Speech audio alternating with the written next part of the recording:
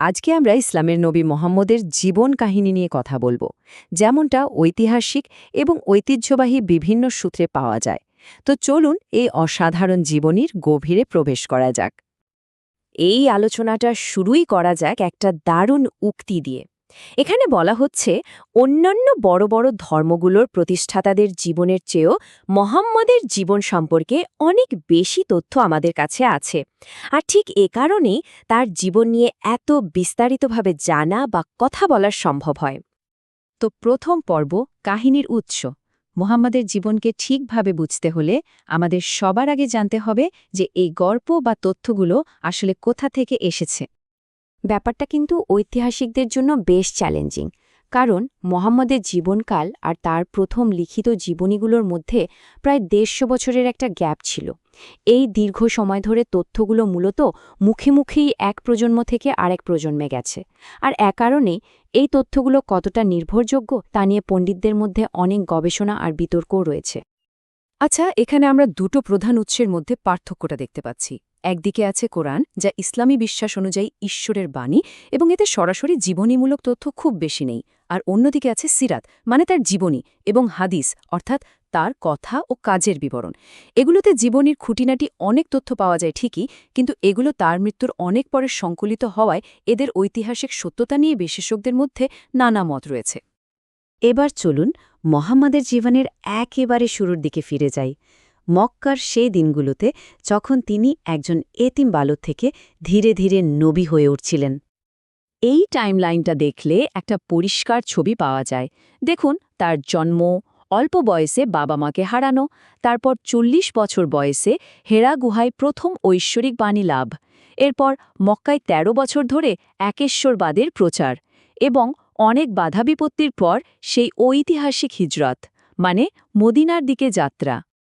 ইসলামী বিশ্বাস মতে এই ঘটনাটাই কিন্তু সবকিছু বদলে দিয়েছিল।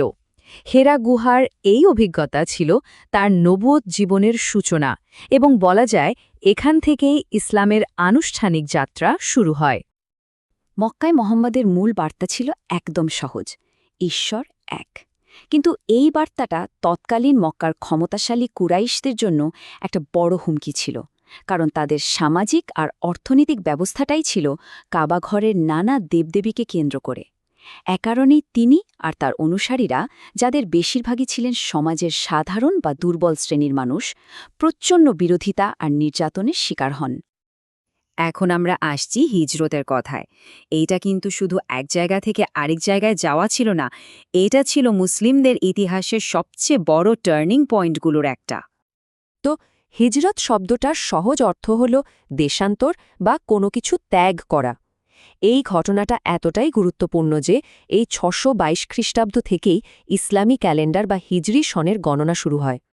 আর এর প্রভাবটা ছিল মোম, মানে এই একটা ঘটনা মুসলিমদেরকে মক্কার এক নির্যাতিত সংখ্যালঘু সম্প্রদায় থেকে মদিনার এক সংগঠিত ও আত্মবিশ্বাসী উম্মাহ বা একটি বিশ্বাসভিত্তিক সম্প্রদায় পরিণত করে। এটা তখনকার গোত্রভিত্তিক আরব সমাজে একটা বৈপ্লবিক ধারণা ছিল। এর পরের পর্ব হল মদিনা। এখানে তার ভূমিকা কিন্তু পুরোপুরি বদলে যায়। তিনি আর শুধু একজন আধ্যাত্মিক পথ প্রদর্শক থাকলেন না, হয়ে উঠলেন একজন রাজনৈতিক নেতা এবং রাষ্ট্রনায়ক। মদিনায় গিয়ে তিনি একটা নতুন সমাজ গড়ার কাজে হাত দেন। দেখুন কিভাবে ধাপে ধাপে কাজটা হয়েছিল। প্রথমে একটা মসজিদ তৈরি হলো, যা ছিল একই সাথে প্রার্থনার জায়গা এবং সামাজিক আলোচনার কেন্দ্র। তারপর তৈরি হলো মদিনার সনদ, যা বিভিন্ন ধর্ম আর গোত্রের মানুষকে নিয়ে একটা রাষ্ট্র গঠনের প্রথম চুক্তিপত্র বলা যেতে পারে। আর সবশেষে বাইরের আক্রমণ থেকে এই নতুন সমাজকে রক্ষা করার জন্য সামরিক প্রস্তুতি। তবে মদিনার জীবনটা কিন্তু একেবারে শান্ত ছিল না। মক্কার কুরাইশদের সাথে বেশ কিছু বড় বড় যুদ্ধ হয়। যেমন বদরের যুদ্ধে জয় মুসলিমদের মনোবল অনেক বাড়িয়ে দেয়, আবার উহুদের যুদ্ধে পরাজয় ছিল তাদের জন্য এক কঠিন পরীক্ষা। খন্দকের যুদ্ধে মদিনাকে সফলভাবে রক্ষা করার পর আরব উপদ্বীপে তাদের অবস্থান বেশ শক্তিশালী হয়ে ওঠে। এই সময় কিছু অভ্যন্তরীণ সংঘাতও হয়েছিল, যার ফলে মদিনার কয়েকটি ইহুদি গোত্রকে বিশ্বাসঘাতকতার অভিযোগে নির্বাসন বা কঠোর শাস্তি দেওয়া হয়। আমরা এখন আলোচনার প্রায় শেষ পর্যায়ে চলে এসেছি। এবার দেখব মুহাম্মদের জীবনের শেষ অধ্যায়, তার বিজয় এবং তার রেখে যাওয়া উত্তরাধিকার। এই সংখ্যাটা একবার দেখুন, 10,000। ভাবা যায়, মাত্র ৮ বছর আগে যে ছোট নির্যাতিত দলটি প্রায় নিঃস্ব অবস্থায় মক্কা ছেড়েছিল, তারাই এখন 10,000 জনের এক বিশাল বাহিনী নিয়ে ফিরে আসছে। এই সংখ্যাটাই মুসলিমদের অবিশ্বাস্য উত্থানের একটা চিত্র তুলে ধরে। আর সবচেয়ে অবাক করা ব্যাপার হল, মক্কা বিজয়টা হয়েছিল প্রায় কোনো রকম রক্তপাত ছাড়াই। মোহাম্মদ সবাইকে ক্ষমা করে দিয়েছিলেন, যা ছিল একটা অসাধারণ রাজনৈতিক প্রজ্ঞার পরিচয়। এরপর কাবার ভেতরের সব মূর্তি ভেঙে ফেলে আরবে একেশ্বরবাদকে চূড়ান্তভাবে প্রতিষ্ঠা করা হয়। এই টাইমলাইনটা তার জীবনের একেবারে শেষ দিকের একটা ছবি দেয়। মক্কা বিজয়ের পর তিনি বিদায় হজ পালন করেন এবং তার কিছুদিন পরেই অসুস্থ হয়ে মদিনায় মারা যান। কিন্তু তার মৃত্যুর পর একটা বিশাল প্রশ্ন সামনে এসে দাঁড়ায়। এবার এই বিশাল মুসলিম উম্মার নেতা হবেন কে? এই নেতৃত্ব বা উত্তরাধিকারের প্রশ্ন থেকেই খিলাফতের সূচনা হয় এবং যা থেকেই পরে সুন্নি ও শিয়া ধারার বিভাজন তৈরি হয়।